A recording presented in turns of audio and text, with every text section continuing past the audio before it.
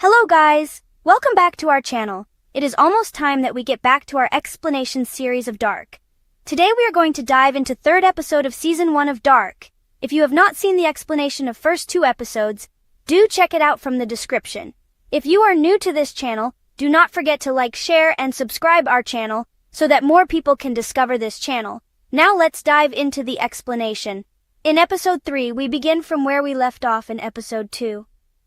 We see that Mikkel enters the Nielsen family home, further noticing the difference in the ambiance.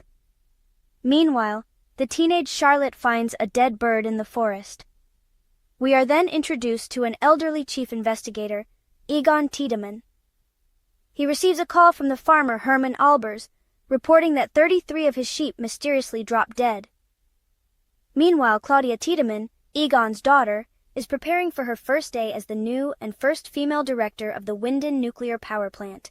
In the meantime, Mikkel arrives at the high school where he meets the younger Hannah, talking with Katharina Albers and another girl. He asks for help to look for his mother, Katharina, but Katharina chides Mikkel and shoves him aside.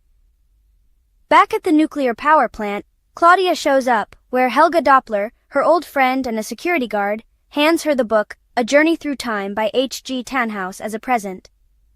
She is then introduced to her secretary, Jasmine Truin, who gives her the plant's figures and informs her that the journalist Trante Nielsen intends to interview her.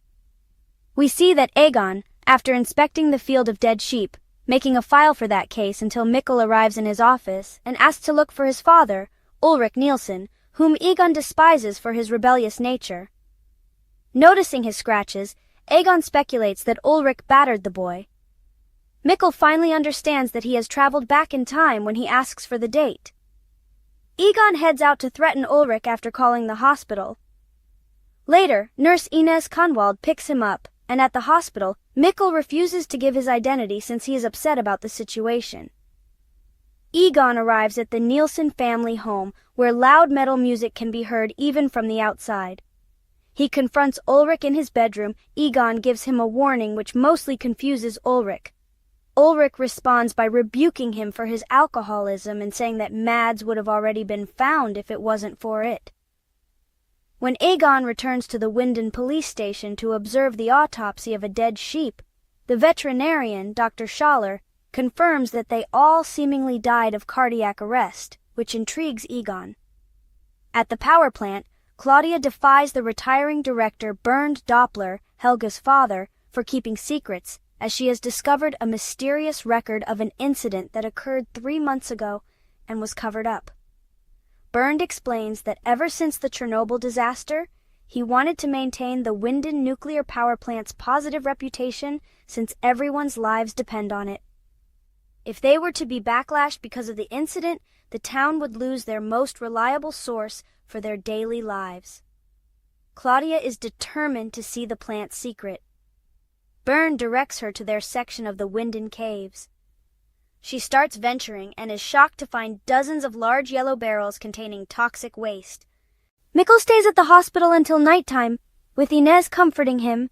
There Mikkel tells Inez that he came from the future. Now Inez Conwald is a nurse, and it is mentioned earlier in the episode that she has no family. Suddenly there is a roar from the caves, flickering lights all over town, and a storm of dead birds. While the nurses are distracted, Mikkel escapes his ward through a window and dashes to the caves, since it could be his only chance to return to his present. Meanwhile, Hannah and Ulrich converse with each other, remarking the scenario as the apocalypse, which Ulrich views as disappointing. Eventually, the strange episode of Anomaly stops. Back on the night of November 5th, 2019, Ulrich sets out to the steel door in the caves and tries to force it open with a crowbar. In 1986, Mikkel slips down a slope and breaks his leg.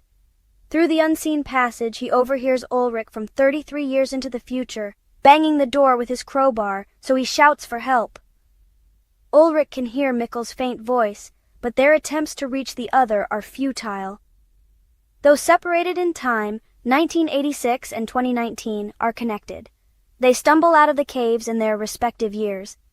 Meanwhile, in H.G. Tannhaus's clock shop, the elderly H.G. Tannhaus is finishing a complex brass device. So that is pretty much it for episode 3. As you can see, the show has already started to get confusing. I will try to bring the explanation of episode 4 as quickly as possible to you. Until next time, goodbye and take care.